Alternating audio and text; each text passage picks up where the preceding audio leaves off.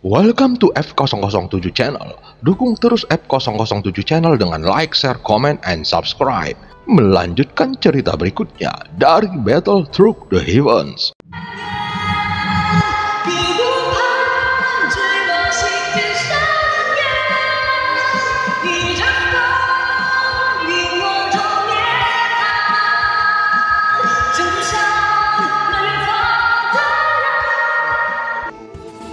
Selamat beraktivitas dan terima kasih atas dukungannya selama ini. Semoga semua sobat F007 selalu diberikan kesehatan dan rezeki yang berlimpah. Amin ya robbal alamin. Pada part sebelumnya, saat Xiaoyan memasuki Istana Abadi Tianjun, pemandangan di depannya tiba-tiba berubah menjadi medan perang. Xiaoyan sangat terkejut melihat gaya bertarung master jahat Shizun yang bisa merubah lengan kirinya menjadi monster, memiliki avatar seorang perempuan dan bahkan seekor serangga. Namun Xiaoyan juga akhirnya bisa mengkonfirmasi status sosok nomor 4 yang merupakan kepala klan Cimi. Untuk sesaat, Xiaoyan tidak mengerti maksud nomor 4 melakukan ini dan semua yang dilakukannya kontradiktif dan penuh kekurangan. Bahkan pada akhirnya, sepertinya ada perasaan takut Xiaoyan tidak bisa melihatnya, seolah-olah dia sengaja mengungkapkan semua ini. Meskipun aku tidak bisa memahami wanita ini sedikit pun, tetapi sepertinya semua yang dilakukannya tidak hanya tidak ada salahnya, dia juga bahkan memberiku berkah yang luar biasa. Aku memang trauma dengan serangan pria jelek itu sampai aku terpojok. Namun nyatanya, hal itu memungkinkan tubuh fisik dewa asliku menerobos ke alam leluhur. Semua yang dilakukan nomor 4 seolah-olah sedang menganiaya Xiaoyan. Padahal semua pengaturan ini sudah dalam perhitungannya. Bahkan untuk membantu Xiaoyan, nomor 4 tidak ragu kehilangan avatarnya. Melalui ilusi ini, nomor 4 tidak hanya ingin menunjukkan kepadaku kenangan akan master jahat. Adapun untuk poin yang lebih penting, aku khawatir tidak dapat melihatnya. Apa yang terjadi di antara mereka sebelumnya dan tujuan melakukan semua ini? Sepertinya dia hanya ingin aku tahu bahwa inilah yang dilakukannya untukku. Dari awal, tujuannya yang sebenarnya tidak pernah berubah. Dia juga tidak terlalu keras mengambil tindakan.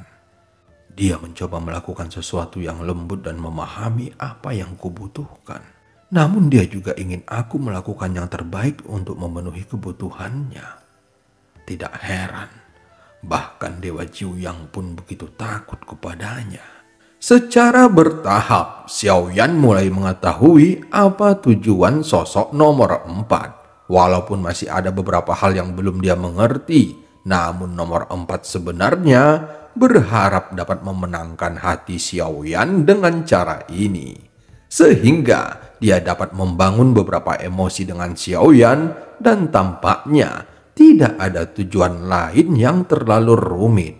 Lagi pula dengan kekuatannya, sepertinya kekuasaan bukan lagi tujuan yang dia kejar. Namun, siapa yang bisa mengetahui dengan jelas apa yang dipikirkan orang kuat seperti dirinya? Saat ini Xiaoyan selalu melihat dari sudut pandang master jahat untuk merasakan pertempuran ini. Tetapi dengan gambar pertempuran ini yang menjadi semakin buram, Xiaoyan tahu ilusi ini hampir berakhir. Apa yang dikatakan Lantian memang benar, dan setiap orang akan mengalami ilusi yang berbeda-beda. Pada akhirnya, aku tidak mendapatkan apapun. Sebenarnya tidak ada aturan yang keras, dan kamu harus mencoba melanggar aturan itu. Ketika ilusi ini akan berakhir, suara master jahat tiba-tiba muncul di benak Xiaoyan yang membuatnya sedikit terkejut. Setelah keluar dari ilusi, Xiaoyan tiba-tiba melihat ke sekeliling dan dia benar-benar mendapati dirinya berdiri di luar Istana Abadi Tianjun. Adapun telapak kakinya yang terangkat masih melayang di udara. Nyatanya, sosoknya belum benar-benar memasuki istana abadi Tianjun. Saat ini di samping Xiaoyan bahkan ada 4 orang lainnya. Gerakan mereka juga hampir mirip yang membuat Xiaoyan mengerutkan keningnya.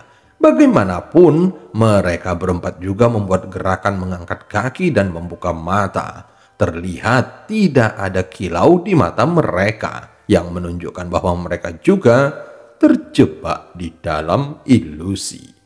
Sebelumnya aku pasti bertingkah seperti ini juga. Xiaoyan bergumam pelan sambil tersenyum pahit. Namun keempat orang ini tidak memilih untuk berkomplot melawannya dan mungkin mereka benar-benar sudah tidak berani melakukannya lagi. Jika mereka belum pernah melihat pertarungan Xiaoyan, mungkin si bungkuk Meng Fei masih mempunyai pemikiran seperti itu. Tetapi setelah pertempuran itu, mereka akhirnya menghilangkan semua ide gilanya. Bagaimanapun mereka telah melihat dengan jelas bahwa Xiaoyan dapat membunuh banyak musuh kuat. Bahkan mereka berempat tidak bisa membunuh salah satu dari lawan yang menyergap mereka. Saat berikutnya, Xiaoyan mencoba memasuki istana abadi Tianjun lagi. Segera kekuatan penahan yang kuat menyelimuti tubuhnya. Namun mata Xiaoyan menunjukkan tekad yang kuat. Telapak kakinya tiba-tiba melangkah ke dalam kegelapan dan segala sesuatu di depannya menjadi redup. Xiaoyan juga dapat merasakan bahwa kali ini dia benar-benar memasuki istana abadi Tianjun. Xiaoyan segera melemparkan nyala apinya lagi dan menghilangkan semua kegelapan ini, sehingga seluruh bentuk istana abadi Tianjun ditampilkan di depannya.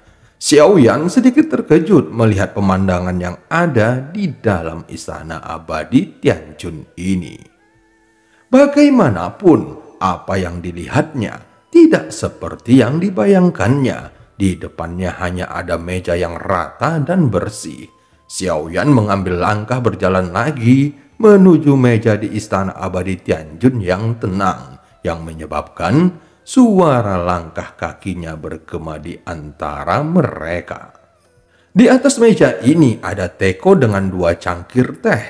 Adapun cangkir itu telah terisi dengan teh yang penuh hingga hampir meluap. Meminum teh merupakan cara untuk menghormati orang lain, tetapi teh penuh dengan tipu daya. Sepertinya kamu ingin mengajakku berbicara, bukan?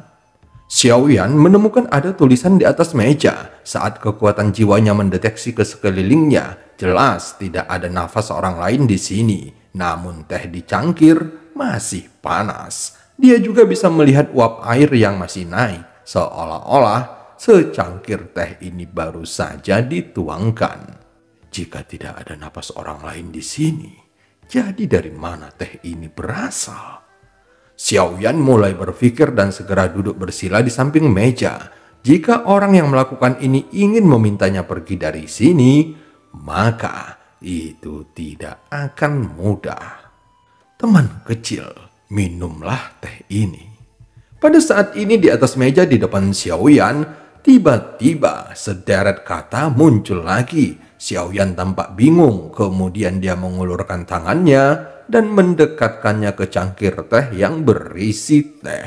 Tetapi saat Xiaoyan menyentuh cangkir teh dengan jarinya, tiba-tiba ada angin sepoi-sepoi yang bertiup melintasi wajahnya. Istana abadi Tianjun yang redup di depannya seolah-olah tertiup angin dan memiliki tampilan yang baru.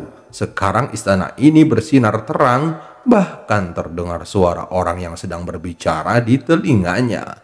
Saat Xiaoyan masih bingung, tiba-tiba di depan matanya muncul seorang lelaki tua yang sedang menatapnya. Teman kecil, minumlah teh ini. Sambil tersenyum, sebuah suara keluar dari orang tua itu. Xiaoyan segera mengambil cangkir teh itu dengan bingung. Aroma manisnya teh mengalir melalui hidung lalu masuk ke jantungnya. Isi di dalam cangkir tehnya juga tidak terlalu penuh dan bisa dianggap tepat sekali. Apa yang ingin kamu tanyakan, teman kecil? Setelah melihat Xiaoyan meminum tehnya, orang tua itu bertanya sambil tersenyum. Xiaoyan tercengang mendengarnya, tentu saja dia datang ke sini untuk mencari peruntungan Tian Junsu dan dia merasa seharusnya orang tua ini tidak perlu menanyakannya lagi. Apakah kamu memiliki keraguan di dalam hatimu, teman kecil? Melihat Xiaoyan yang ragu-ragu, orang tua itu tidak mendesaknya dengan kata-kata lainnya. Apakah menurutmu orang tua ini hanyalah ilusi dan semua yang ada di sini ilusi? Kamu juga berpikir bahkan kamu masuk lagi ke dalam ilusi. Tepat ketika Xiaoyan masih ragu-ragu, orang tua itu tiba-tiba berbicara. Begitu kata-kata ini keluar, mata Xiaoyan tiba-tiba menunjukkan keterkejutan. Teman kecil, ketika kamu datang ke sini, aku khawatir dunia yang besar sudah tidak ada lagi, bukan? Orang tua itu terus berbicara karena Xiaoyan tidak bertanya, maka orang tua itu yang terus bertanya. Xiaoyan mengangguk setelah mendengar kata-katanya. Dia tidak menyangka orang tua itu akan mengatakan hal seperti itu. Setelah melihat reaksinya, orang tua itu segera mengulurkan telapak tangannya dan mulai mencubit jarinya. Namun orang tua itu langsung menghela napas panjang dan menggelengkan kepalanya. Teman kecil, apakah kamu benar-benar tidak punya pertanyaan untuk ditanyakan? Seperti cara mendapatkan pilar Tianjun. Xiaoyan hanya merasa aneh kata-kata seperti itu keluar dari mulutnya. Dalam sekejap, Xiaoyan mulai mempertimbangkan apakah tempat ini nyata atau ilusi. Pilar Tianjun itu adalah salah satu harta paling berharga di dunia. Teman kecil bukan dari klan Cimi, sehingga tidak memenuhi syarat untuk memiliki harta karun ini. Orang tua itu segera menjepit jarinya dan menggelengkan kepalanya lagi. Bagaimana jika aku menginginkan harta karun itu?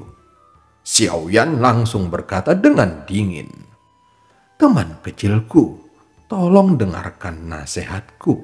Namun lelaki tua itu tidak melanjutkan kata-katanya dan langsung terdiam. Xiaoyan menyadari ada sesuatu yang aneh. Dia segera berdiri dan tiba-tiba membalikkan mejanya. Seketika orang tua di depannya langsung menghilang dan pemandangan di depannya kembali ke istana abadi Tianjun yang redup lagi. Namun mata Xiaoyan bingung melihat tampilan mejanya tetap sama. Terlihat masih ada satu teko dan 2 cangkir teh. Sepertinya tidak terjadi apa-apa sebelumnya. Beberapa saat kemudian, Xiaoyan tiba-tiba teringat kata-kata yang diucapkan oleh Master Jahat. Dan cerita pun berakhir. Sampai ketemu di part selanjutnya.